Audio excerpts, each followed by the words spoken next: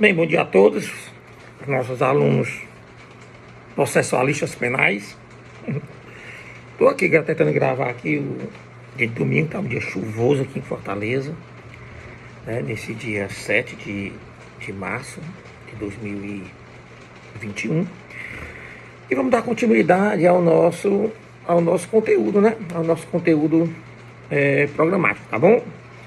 Hoje nós vamos dar início à unidade que fala sobre ação penal. É mais longa, tá bom?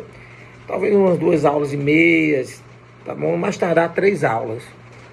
Mas vamos ver ela por completo, porque envolve muita coisa, tá bom? Envolve muita coisa. Então vamos tentar entender o que é ação penal, que é uma matéria que obrigatoriamente está presente em todos os concursos, não tem saída. Foi direito, caiu o processo penal, a ação penal vai estar lá, tá bom? Então, é de extrema necessidade, né, extrema importância que vocês tenham conhecimentos bem aprofundados sobre a ação penal, tranquilo? Obviamente o papel do professor de uma faculdade, de qualquer faculdade, é falar sobre os institutos mais pertinentes, mais caracterizantes da ação penal. Mas cabe o aluno, tá bom? O aluno pesquisador, você pode entrar mais profundamente, tá certo? E aí nós temos, né? Felizmente nós temos uma didática essa que a gente pode aprofundar sim esse material durante a noite de nossas aulas, tranquilo? Então vamos dar início à nossa aula. Essa é uma aula inicial, né? Vamos falar sobre a ação penal, vamos falar sobre as condições da ação e dar início sobre a classificação das ações penais. E na próxima aula nós adentraríamos mais profundamente nos princípios da ação penal e também, princípios das ações penais especificamente, né? Em cada tipo de ação penal. Tá certo? Tranquilo? Então pronto. Tá bom? Espero que todos estejam bem nesse domingo. Aqui em Fortaleza nós estamos lockdown total, ninguém pode sair, tudo fechado, shopping fechado. Realmente aqui está uma situação crítica, né?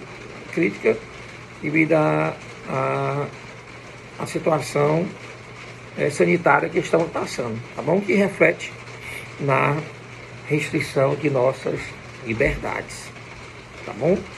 Mas vamos lá, ação penal, né, professor? O que é ação penal? Né? O que é ação penal? Olha, aqui no Brasil, tá bom? O Estado, ele é o único detentor do direito de punir. Então, o Estado, ele é o único detentor do direito de punir. Quer dizer, aqueles jus punientes, ou para alguns ius punientes, tá bom? É exclusivo do Estado. Somente o Estado pode punir uma pessoa que tenha cometido alguma ilicitude penal. Tranquilo? Isso penal. No entanto, ao mesmo tempo que é dado ao Estado a exclusividade de punir, né, o direito de punir, também é retirado dele a capacidade dele agir de ofício. Então o Estado, através de um juiz, ele não pode promover a ação penal sem que seja provocado, tá bom? Ofenderia o sistema acusatório puro. Então, para que o Estado venha a punir alguém, tá certo? Essa ação penal, ela vai ter que ser provocada. Tranquilo? Provocado por quem? Bem, é provocado pelo titular da ação, tá certo?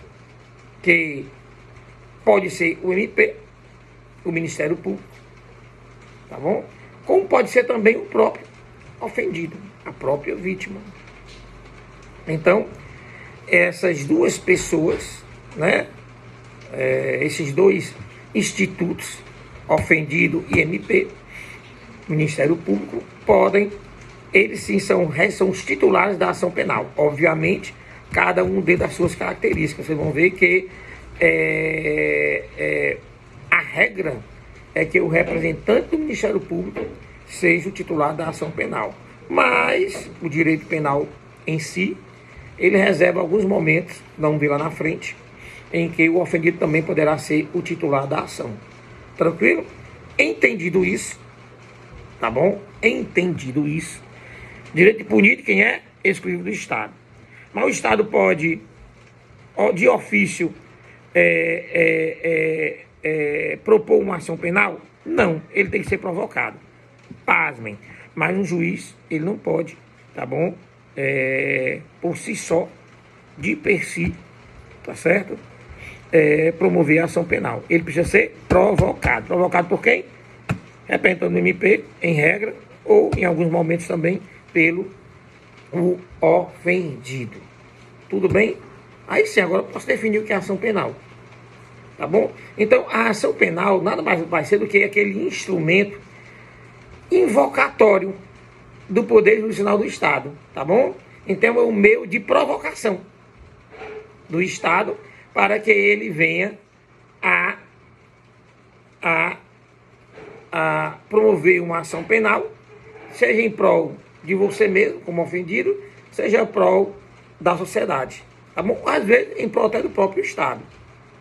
Às vezes em prol do próprio Estado. Entenderam? Então, o que é ação penal?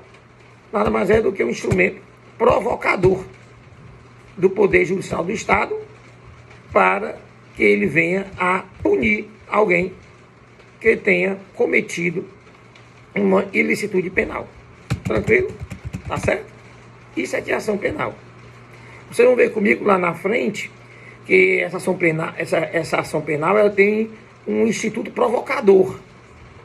Ela é o instrumento provocador, mas tem um instituto, tá bom? Que pode ser a denúncia, quando é o MP, ou pode ser a queixa-crime, quando for o ofendido. Mas vamos deixar isso para mais tarde, tá bom? Para as aulas futuras. Vamos entender o que é ação penal, né? Quais são as condições, os pressupostos da ação penal, e a gente encerra a aula de hoje, tá bom? Então já vimos qual é o conceito. E o conteúdo, professor? O que é que necessita uma ação penal para que se justifique, digamos assim, né? O direito de punir do Estado? Primeiro, tem que haver uma pretensão punitiva, tá bom? Que vai ser aplicada ao direito material, tá bom? Aliás, é uma presunção punitiva onde ele vai aplicar o direito material a um caso concreto. Vocês sabem que nós temos o direito penal, direito material, e ali está previsto todas as situações, tá certo? Tipificadas como crime. Em alguns momentos, teremos também em algumas legislações extraordinárias, legislações especiais que também irão tipificar algumas condutas, né, ilícitas penal. Tranquilo? Então nós temos direito material.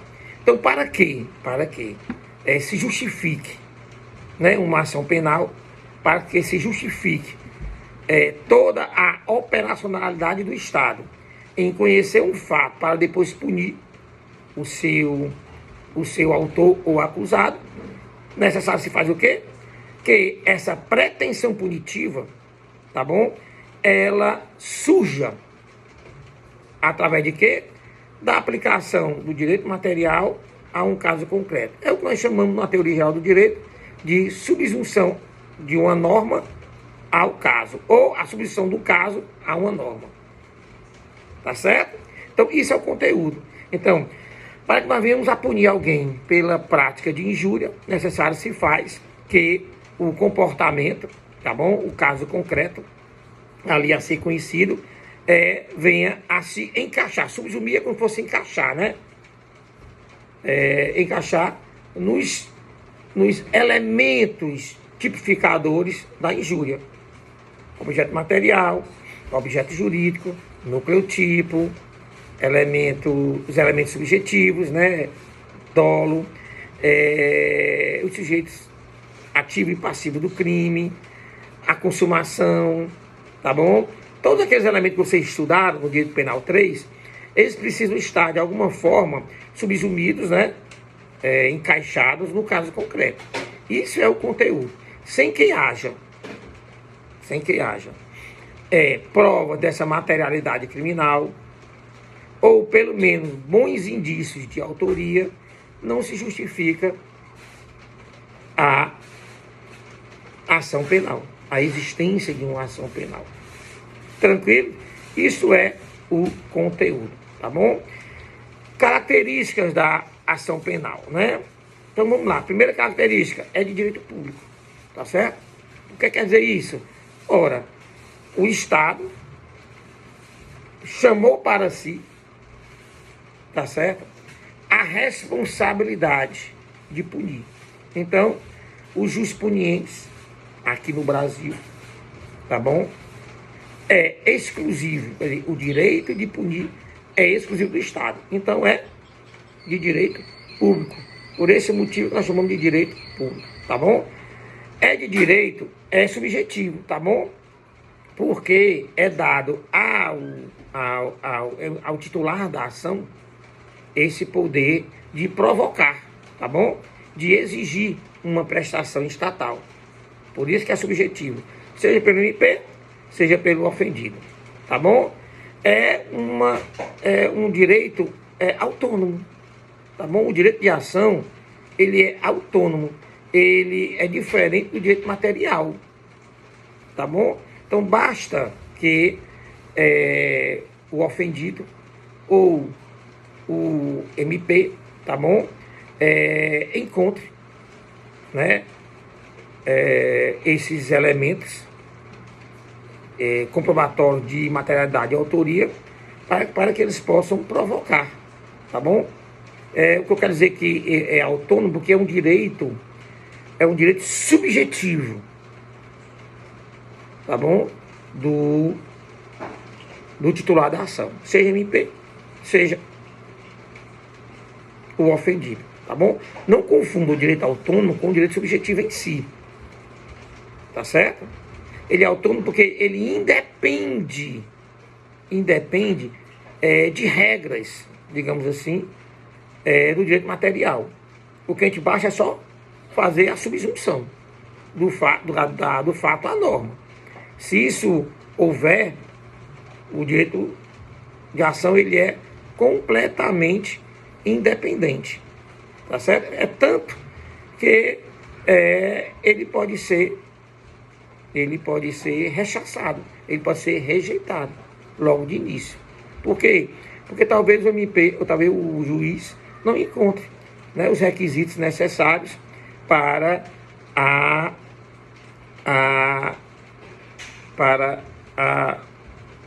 como é que a gente pode dizer? Para que a ação penal venha a surgir, né? Ele pode muito bem não encontrar esses requisitos necessários. Tranquilos até aí? Tá bom? E é abstrato. Professor, em que sentido ele é abstrato? Né? O que é algo abstrato? Algo abstrato é algo muito independente. Então, essa ação penal, ela tem essa característica da abstratividade, porque ele independe do resultado. Tá bom? Não necessariamente porque se provocou, né, a ação penal, que necessariamente vai haver condenação. Tá bom? Pode ser que não haja. Pode ser que haja até absolvição. Tá bom? Seja por provas, seja por falta de provas, tá bom? Enfim. Tá certo? Ou pode haver condenação. Então independe do resultado. Tá certo? É nesse sentido. Então nós vimos aí 4 características, né, da ação penal. Ela é pública, subjetiva, autônoma e abstrata. Tá bom? Tá certo? Agora vamos ver as coisas mais importantes, né, da ação penal. Tranquilo? E que vocês, quando vocês estiverem comigo na prática penal, né, vai ser de importância vital esse conhecimento. Somente quando você tiver que promover uma queixa-crime, apresentar uma queixa-crime, ou para que você venha a analisar a oferta de uma denúncia, quando o momento da defesa, chamada resposta à acusação. Então é de importância vital. Tá certo? Então vamos conhecer essas condições da ação. Tranquilo? Então a primeira delas é a legitimidade das partes, né? Legitimidade de agir, como alguns denominam, né? Eu gosto mais de falar de legitimidade das partes, ou legitimidade no agir. Eu não gosto de botar legitimidade de agir, como alguns autores colocam, tá bom? É o seguinte, ó, quando a gente fala de legitimidade das partes, a gente fala daqueles institutos que necessariamente deverão estar definidos como titular, tá bom? E acusado. Tranquilo? Então, se nós estivermos diante, por exemplo, de uma ação penal pública, aquela em que só pode ser promovidas pelo representante do Ministério Público, apenas ele pode estar, tá certo? No papel de titular da ação, não mais ninguém, tá certo? E a gente chama isso de legitimidade das partes, ou legitimidade no agir, tá certo? Então, ela é o que nós chamamos de pertinência subjetiva.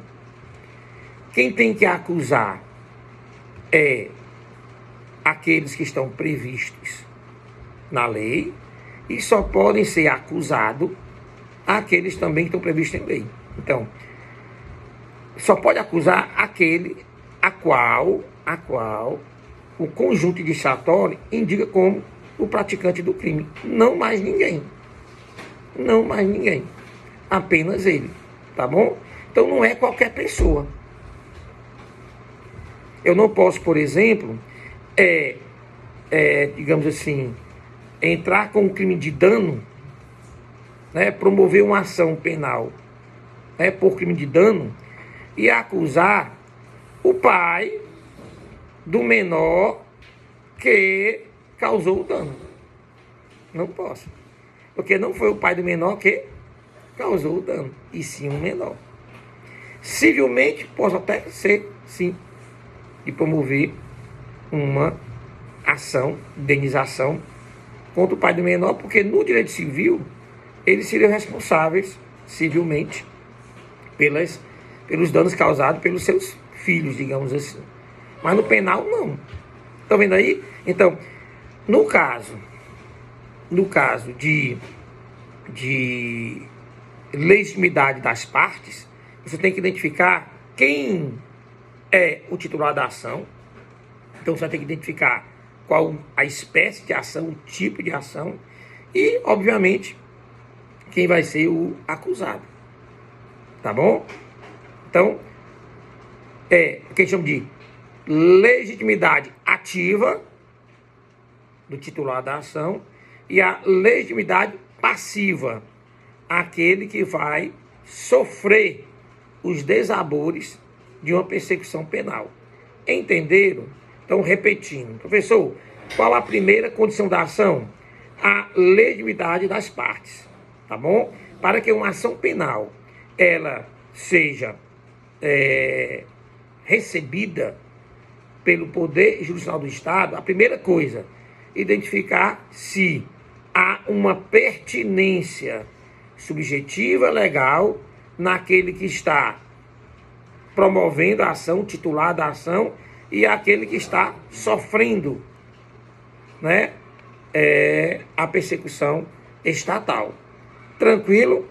Legitimidade ativa, aquele que acusa, aquele que é o titular da ação. E a legitimidade passiva é aquele que vai sofrer os desabores da ação penal. Vocês tenham cuidado para que vocês não confundam, né, o sujeito ativo e passivo do direito penal com a legitimidade ativa e passiva do processo penal. Tá bom? Lembre-se que a ação, ó, ela é autônoma, a ação penal. Olha aqui, ó. Um sujeito, não no direito penal, o sujeito ativo é aquele que pratica o crime. O sujeito passivo é aquele que sofre, né, as consequências do crime. Autor, vítima. Sujeito ativo, sujeito passivo. Quem é sujeito ativo aqui, no direito penal, vai ser sujeito passivo. Legitimidade passiva aqui no processo penal. Porque é ele que vai sofrer os desabores da ação penal. Estão vendo aí como se inverte? Tá bom? E a vítima aqui, que é sujeito passivo, não necessariamente ela terá legitimidade ativa para promover a ação penal. Por quê? Porque a ação penal geralmente é o MP que vai promover. Então,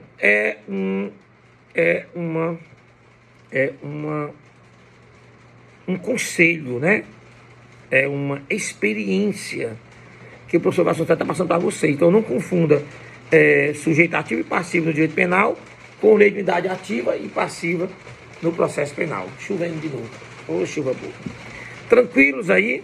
Qualquer coisa, qualquer dúvida, a gente pode tirar também na aula de amanhã à noite. Tá certo? Então, vamos agora para a segunda condição. Tá certo? Que seria a legitimidade, o interesse de agir, aliás. Vimos o interesse das partes, ou a legitimidade das partes. Agora não veio o interesse de agir, tá bom? E o interesse de agir tem a ver completamente com o pedido do autor, tá bom? Então, para que nós possamos, para que o Estado possa punir alguém, tá certo? Necessário se faz um processo, nós sabemos disso. Esse processo, ele vai acontecer com a promoção de uma ação penal. Então, esse processo, ele deve ser útil. Necessariamente deve ser útil. Tá bom? Ao final, ele deve demonstrar realmente uma efetividade. O que eu quero dizer com isso?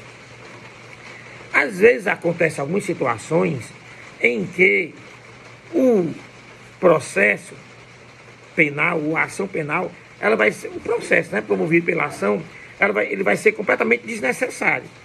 Vou dar um exemplo para você. Imagine uma situação em que há uma extinção de punibilidade. Então, imaginemos que isso também é uma situação em que o crime prescreveu. Aí eu te pergunto, qual é o interesse em agir? Qual é a necessidade de provocar toda a operacionalidade do Estado, que é cara, para conhecer um fato, tá bom? Tido como crime, mas que já está prescrito. Então, não há mais interesse em agir. Tá certo? Não há. Então, o interesse de agir vai estar, digamos, diretamente relacionado ao pedido do autor. Então, o pedido do autor deve justificar, tá bom? Deve justificar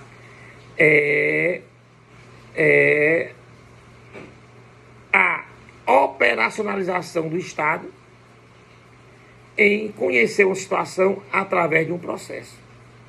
Tranquilo? Não confunda o interesse de agir, tá certo? Com o interesse da parte em agir. Tenham cuidado com isso. Por quê?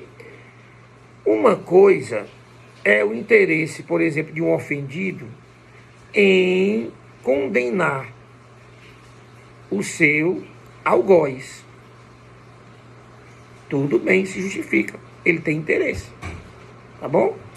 Agora, imaginemos que esse crime seja um crime contra a honra e que já decaiu o direito dele, tá bom? De promover a ação penal. Já passaram-se os 6 meses. Então, ele tem interesse pessoal em agir. Mas interesse de agir no processo não há mais. Por quê? Porque, nesse caso aí, já houve uma extinção de punibilidade. Tá bom? seja pela extinção de punibilidade, tá bom? Às vezes seja pela morte do autor. Qual o interesse em você promover toda a operacionalidade do Estado para conhecer um fato que foi praticado por uma pessoa que já morreu? Então perdeu o interesse de agir. Tá certo? É nesse sentido. Então já vimos legitimidade das partes e já vimos o interesse de agir. Tá bom? E agora vamos à possibilidade do pedido. Tá certo? Então, para que haja a possibilidade do pedido,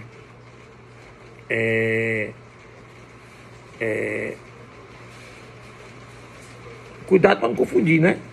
O interesse em agir com a possibilidade do pedido. Tá bom? Às vezes, situações que justificam o interesse de agir também justificaria a não possibilidade do pedido. Tá bom? Mas a possibilidade do pedido vai estar mais voltado, obviamente, tá bom? Em algo, em uma situação, tá bom? Que seja admitida pelo poder jurisdicional do Estado. Imaginemos que eu estou numa situação em que estou diante de um crime que a pena é de detenção e eu peço a reclusão. Eu posso fazer isso? Tá bom? Eu posso fazer isso? Não poderia fazer isso. Por quê? Porque o pedido que eu estou fazendo é um pedido que não está admitido pelo ordenamento jurídico. Agora, por exemplo, a extinção de punibilidade. A extinção de punibilidade, tá certo? Eu posso pedir a condenação de alguém, mas o fato que extingue a punibilidade, ao mesmo tempo, também pode não justificar a possibilidade do pedido. Mas na verdade acontece o seguinte: por que eu estou indo nessa ordem? Porque primeiro o juiz tem que olhar se as partes são pertinentes. Segundo, ele vai ver se há interesse em agir. Se passar por esses dois, ele vai ver agora a possibilidade jurídica, né, do pedido. Né? Então, às vezes pode ser que não haja extinção de punibilidade. Quer dizer, há interesse de agir.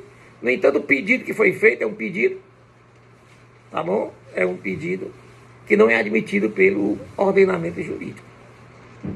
Então, a ordem é essa ordem. Tá bom? O juiz não vai primeiro na possibilidade de pedir, não. Ele vai primeiro se as pessoas são pertinentes. São pertinentes, agora eu ver se há interesse do Estado em agir. Né? Sim. Agora eu vou ver se o pedido que foi feito, né, pela parte, né, a possibilidade do pedido é realmente admitido pelo Poder Judicial do Estado. Agora sim. Temos 3. Aí eu paro o quarto, que é o último, que é a justa causa. Tá bom? E a justa causa vai se justificar, digamos que, pelo conjunto de evidências mínimas que trazem a provocação à ação penal. E que evidências mínimas são essas? Pelo menos um conjunto probatório, indiciatório de que aquela prática, aquele comportamento é crime. Tá bom? Primeira é essa. E a segunda, tem que haver ali também um conjunto indiciatório mínimo de que a legitimidade passiva, quer dizer, o acusado foi o praticante do crime. Então tem que haver, pelo menos, né, um suporte probatório menor, tá bom? Mas que seja, que possibilite, que justifique, tá bom? A ação penal, né? Justifique a promoção de toda a operacionalidade do poder estatal, tá bom? Para perseguir alguém. Se não tiver isso, não iria se justificar. Esses pontos essas quatro condições, elas estão retratadas na lei, no artigo 41 e no artigo 395 do Código de Processo Penal. Então, todas as vezes que vocês, como advogado criminalista, tá bom, estiverem diante da possibilidade de defender alguém que foi denunciado, é a primeira coisa que a gente faz. Primeira coisa. A gente vai lá na denúncia e vê realmente se as partes ali são pertinentes. Tá bom? Segundo, se há aquele conjunto factual presente na denúncia justificaria, né, a operacionalização de um processo penal. Terceiro, vou lá no pedido do MP e ver se esse pedido dele é admitido, né? É admitido no direito. Tá bom? Por exemplo, pedir a pena máxima, né? A pena máxima de previsto em um crime, em seu caput, quando o nosso cliente, por exemplo, cometeu crime entre 18 e 21 anos. Não pode, porque só aí já tem um atenuante. Então vai poder, pode até chegar próximo da pena máxima, mas não a pena máxima. Tá bom? Mas isso aí é mais para a alegação final. No caso de uma denúncia, por exemplo, é ele pedir algo irreal, tá certo? Pedir a condenação por um crime por um furto qualificado, quando todo o fato ali representado conclui por um furto simples. Então você está pedindo algo que não é admitido. Você vai observar que dentro do conjunto factual, o conjunto de fatos apresentado pelo Ministério Público, não há ali nenhuma evidência de qualificação, mas apenas de um crime simples. Então, nesse caso, o que ele está pedindo é algo não admitido. Tá bom? Então, você pode sim pedir, por exemplo, a rejeição parcial da denúncia pela impossibilidade jurídica do pedido. Simples. Tá bom? E, por último, observar se realmente, né, o conjunto fático é crime. E se é crime, se há ali pelo menos um bom indício que indiquem o seu cliente como o praticante do crime. Porque às vezes pode acontecer que tem um conjunto de materialidade perfeito. Houve realmente um furto. Nós estamos com um caso aí em que o Ministério Público ele pede a denúncia contra uma determinada pessoa, tá certo? E conclui se realmente aconteceu mesmo. Há todo um conjunto probatório de um crime, um assalto, tá bom? Um assalto. Então tem testemunhas, a arma foi apreendida, o objeto foi apreendido, tudo. Então conclui-se que há um bom conjunto probatório de materialidade. Mas não há um bom conjunto indiciatório contra o nosso cliente, que não foi preso no local, que no primeiro momento não foi reconhecido pelas vítimas e que não foi encontrado nada com ele, nem arma, nem nada, tá bom? Que foi furtado. Foi encontrado com um outro. Aconteceu outro aí, ninguém está defendendo ele, estamos defendendo esse que está sendo acusado. Não tem. Então o que acontece? Falta nesse momento, tá bom? Justa causa, pelo menos contra o nosso cliente. Por quê? Porque há um bom conjunto probatório de materialidade, mas o conjunto de indícios contra o nosso cliente é inexistente. Foi em cima de quê? De uma presunção. E ninguém pode perseguir alguém em cima apenas de uma presunção. Tá bom? A não ser que tivesse um bom conjunto indiciatório. mas um cúmulo distratório fraco, não. Tá bom? Tá certo? E falando sobre a classificação, né, das ações penais. Então, vamos adentrar mais profundamente na aula que vem, tá bom? Na aula que vem a gente estuda com mais profundidade, mas a princípio nós já podemos sim tratar, tá bom? Então, nós temos 2 tipos de ação penal, 2. Vocês acompanhem isso no nosso roteiro de aula, viu? Vocês podem ir lá preenchendo. Então, a ação penal, ela pode ser ação penal pública e pode ser uma ação penal privada. Tranquilo? Pode ser uma ação penal pública e uma ação penal privada. Tá certo? Professor, essa classificação foi em cima de quem? Foi no interesse, tá bom? Ou foi na legitimidade das partes. Tá bom? Na legitimidade das partes. Por quê? Porque é o seguinte, a gente fala de ação penal pública porque a legitimidade da parte ativa, a legitimidade ativa, tá certo?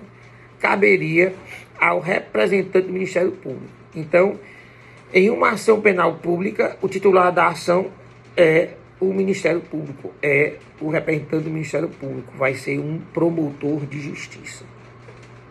Tá bom? Quando nós estamos diante de uma ação penal privada, o legislador observou que em alguns crimes, tá bom? Que vai afetar interesses bem particulares, tá bom? Do ofendido. Então, o legislador achou por bem passar para o ofendido essa titularidade da ação. Por quê? Porque os interesses ali envolvidos, né? As consequências advindas da prática criminosa têm repercussões bem particulares. Tá bom? Por exemplo, um crime de difamação. Então, uma pessoa difamou, né, a minha imagem. Então, ele atacou a minha honra objetiva. Bem, as consequências vão ser minhas, somente minhas. Então, nesse caso, só interessa a mim promover ou não a ação. Tá bom?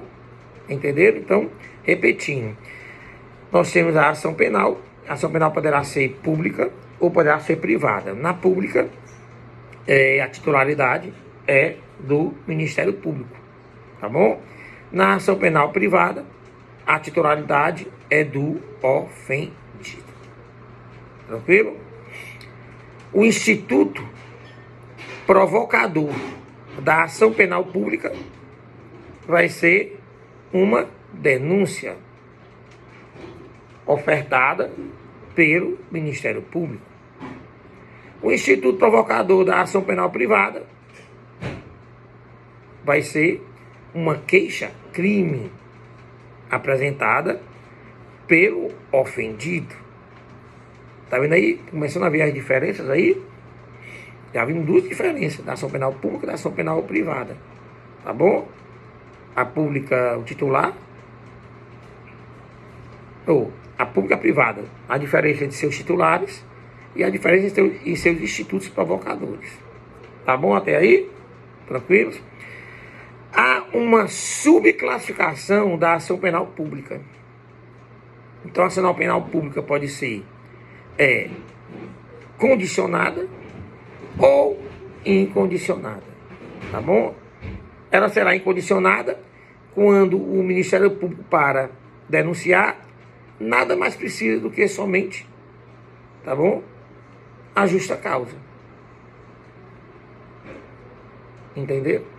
Já quando a ação penal pública ela é condicionada, o MP, além de demonstrar a justa causa na denúncia, ele vai precisar de uma autorização ou do ofendido ou do ministro da Justiça em casos específicos.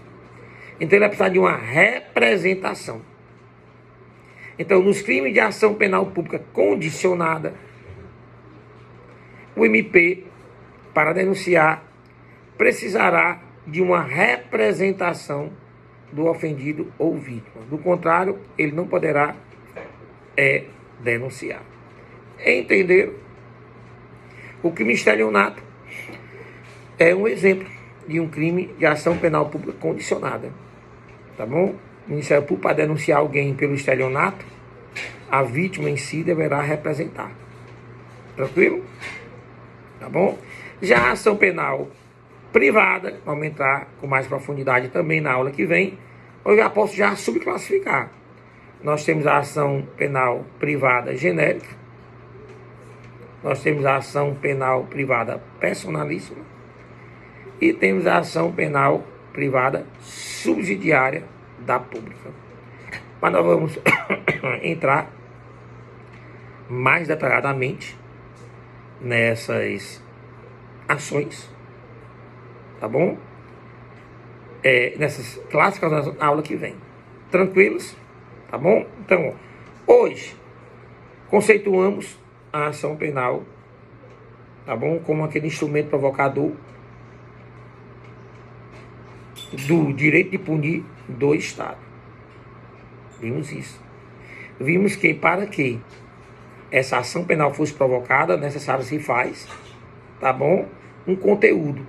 E esse conteúdo nada mais é do que a subsunção da norma ou do fato à norma penal.